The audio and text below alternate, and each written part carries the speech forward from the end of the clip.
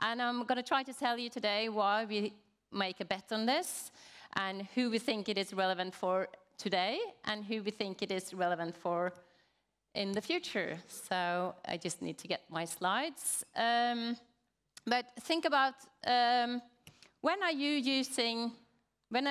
listening to any audio during a day today? How many days you do this in a week? And have you changed your audio habits the last years? That's one of the questions that we are looking into, because, you know, there was a game changer coming,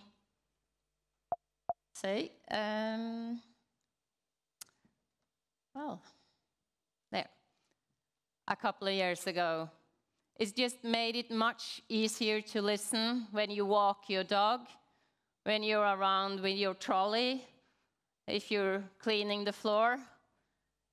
It's just much more convenient. And you know, people, what have happened?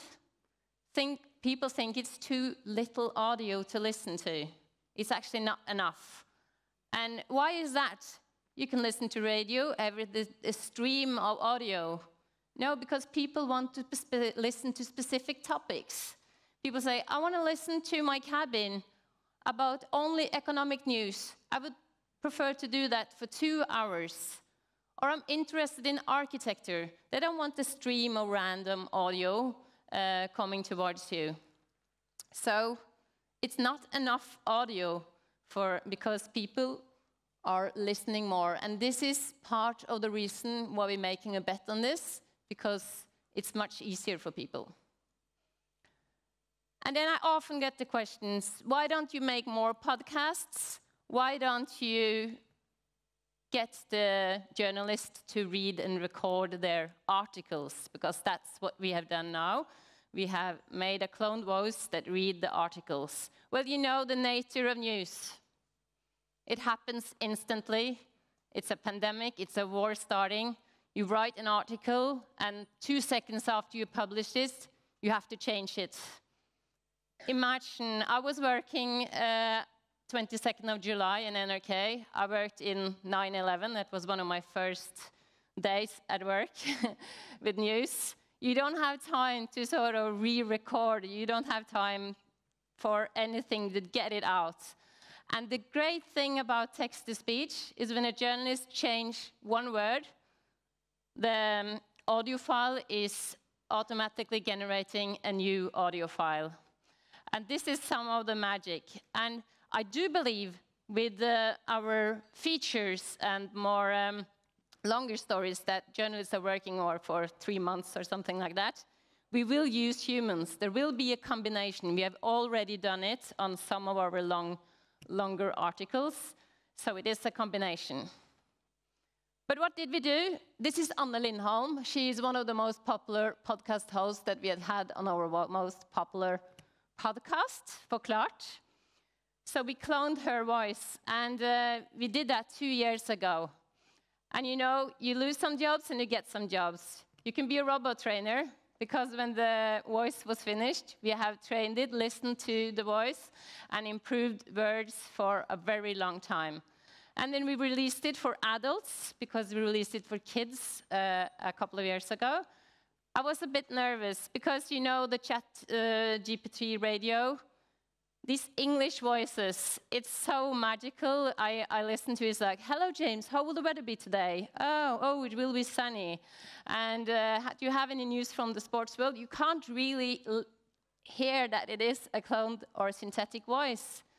But when we started, there was so scarce training data, and you heard the NRK voice, and when we asked people, would you like to listen to a synthetic voice? No, and they didn't like that voice. So we decided to make a high-quality voice. And after the release, I was very nervous, waiting for the complainers. We asked for feedback. I got 25 emails the first week, and they were all super, super happy, and some even recognized who the voice was built upon. So that was a very big relief. Having said that, We are not done yet. This is a continuously work on improving the voice. For those who are from Scandinavia, you know we have a certain thing, bicycle in Scandinavian languages. Vi sykler, we are biking. Vi har sykler. It's the same, exact same written way, but in the pronunciation, the stress is on different places. And these are the level we're working on now, and it's also based on where the word is placed in the sentence. And I actually got my first complaint from a listener last week that said, oh, we wanted us to fix this. And it's complicated, but we are granulating it. So what did we actually do? Well, we teamed up with Beyond Words, who have the technology to clone voices. We extracted 2,000 articles from Aftonposten.no Skole, which is our kids' newspaper, and 1,000 from Aftonposten. From that, they made around 7,000 sentences, or you see the detailed number here, that she recorded. They modeled that on the top of the phonological wordbook from the National Library, and 3 weeks later, we got the first version back. And this was Anna's face when she heard her own cloned voice. She was really, really amazed of the result, even if it wasn't perfect. So we trained it. If you want to listen to the voice, how it is today, you can go in. It's free on Aftonposten to listen to it. But I want to play how it was just after we got the first results. This is Anne, the human Anne, just to have the comparison. I Danmark har lykkeforsker Mike Viking brukt koronaen til å åpne verdens første lykkemuseum. Kan vi forvente de glade 20-årene en gang til? Det er And then from the robot version. Han har forsket på lykke og vet hva som virker, også etter pandemien. I Danmark har lykkeforsker Mike Viking brukt koronaen til å åpne verdens første lykkemuseum. Kan vi forvente de glade 20-årene en gang til?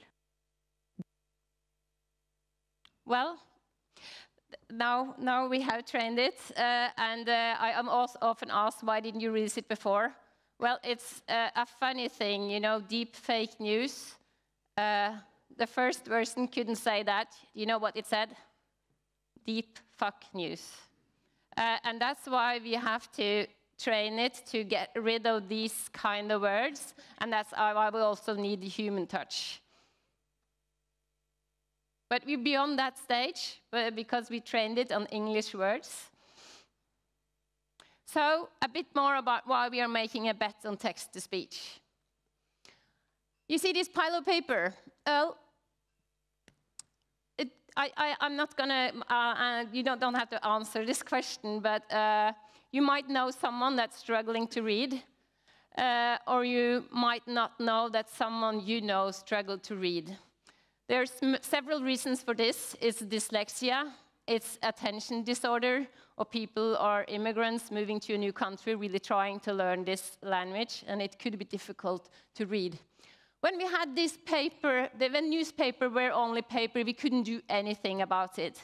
Now we actually can do, and that's one really, really big reason for doing this, because it's a democratic problem.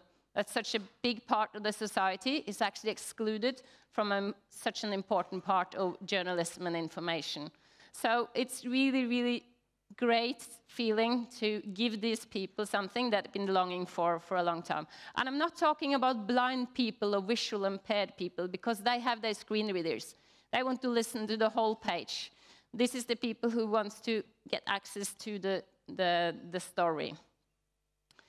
And one of the emails that we received the week after, it was a really, really long email, and I actually started to cry. Thank you very much for the opportunity to listen to the newspaper. I paid for a lot of subscriptions to newspapers and physical magazines in the past without being able to read any of them. They've ended up in an unread pile. She has ADHD. She felt so ashamed of buying all these magazines, never found concentration. I just have to say that people with attention disorders, they could also concentrate reading. It's like not 50-50, but different for different people. And she appreciated this so much. I was talking to one with dyslexia the other day, and she said, I was so happy in the beginning, it was just a few articles. Now it's so much more I can listen to. So for these people, having this play button in the article, it's super important. Are we reaching a lot of people with this today? No. 1% of the people entering the article is actually listening. But we do believe that it could be more in the future. Because it's not only people with accessibility problems that need this, we do believe. Young users prefer audio for news.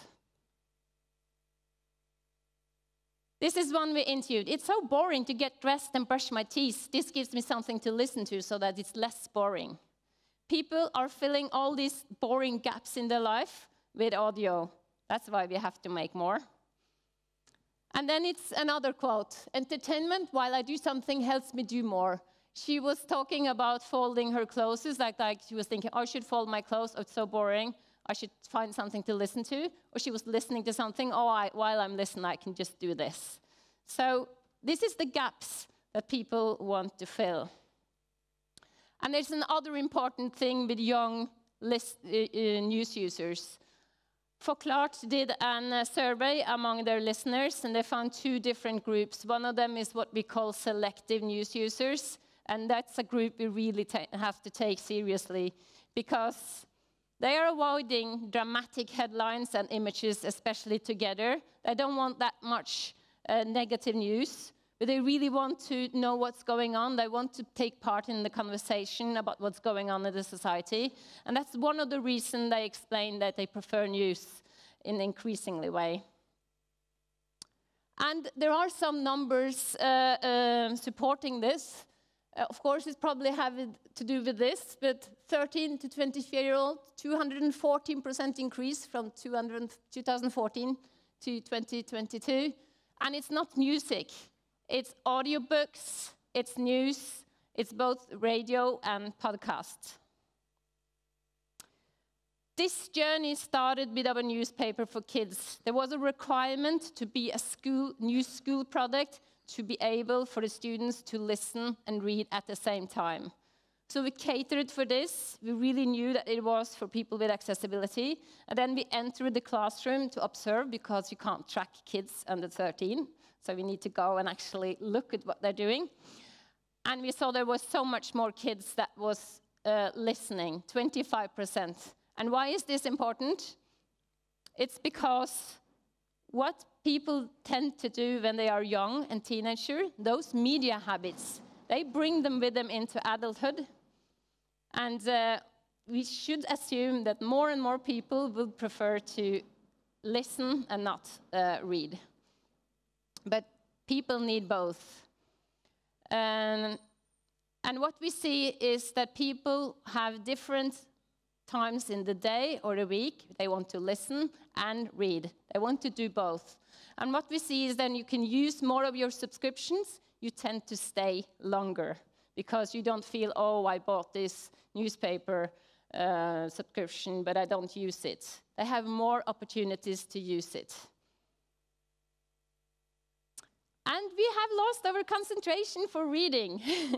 These are the types of long text that I really want, but that I don't have enough concentration to read, so I end up never reading these things. And they do believe that these longer stories is easier to take in if you can listen to them. So giving people the combination is something that we really do believe in.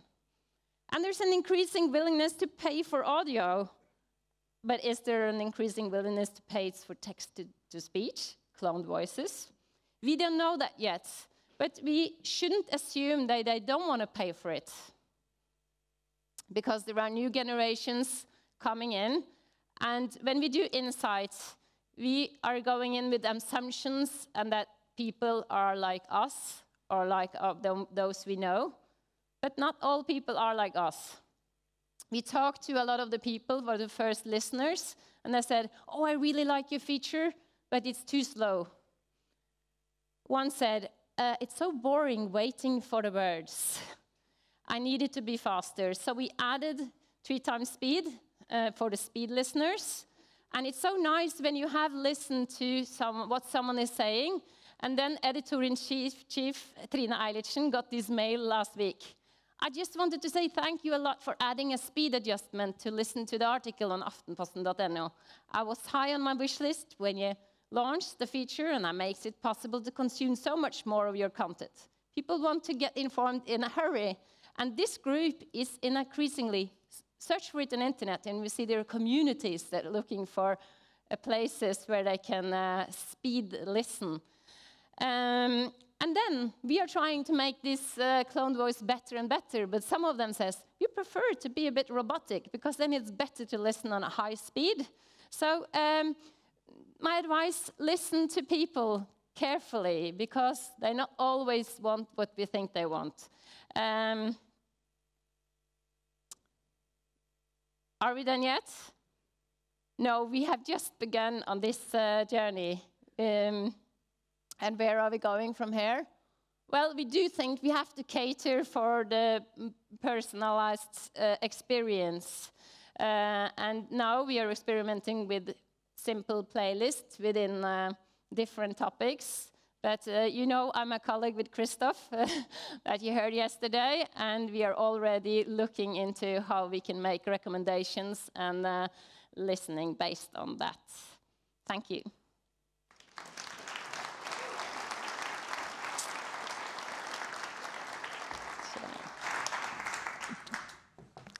Let Nick have the first question. Yeah. If you have time for... Yeah, sure. Yeah. Thanks so much for your talk. I'm wondering if you feel a need to train different voices to maybe meet different audience expectations. Yes, that's really something that we're going to do. In Schibsted as a total, we're already training a voice for the Swedish Svenska Dagbladet. We're also started a voice for Partner Studio and content marketing. But when it comes to Aftonposten, we really do believe it could be good to have our own sports voice, because especially these texts are not fitting Anna's voice very well. So we are just in the start of the process of having a variation of voices. But we have to experiment with this one first. Why isn't it labeled? When you go into the app, there wasn't a label saying this is a synthetic voice. No, you're right about that. We have written an article on Aftonposten, but it should be done, and it is coming. and it's not in the bottom either. It's not. There's no disclaimer in the end of the article. There's no disclaimer. No. Okay. Should there be? Yeah, it should. Okay. Last question. Let me go back here. You haven't posed a question yet, sorry. Please introduce yourself. Yes, thank you. It's Are from TV2 Norway. Thank you very much for your presentation and for example. And I'm just wondering, we'll discuss more on the AI guidelines and ethics later also, but I know what the Radio Television Swiss working on their AI guidelines, but before they are finished, they have decided that they will not allow cloned voices used in the journalism, the articles or in journalism purposes. What's your comment on that? Well, I don't see the problem with the cloned voices as long as you have a good agreement with the person behind the voice. We are not allowed, if you listen well to Aftonposten, we are not using the voice on E24 articles because that's not part of the deal with the journalist. It's only going to be journalism from Aftonposten, and if Anne goes to NRK, for instance, then we will make a new voice. But when you think of it, the voice and the audio file is based on a text made by a journalist, and it is the same editorial rules that goes for the sound file as text. So no, I see a lot of problematic things, but not with this case. But who owns the voice? Yes. Does she own her own voice now?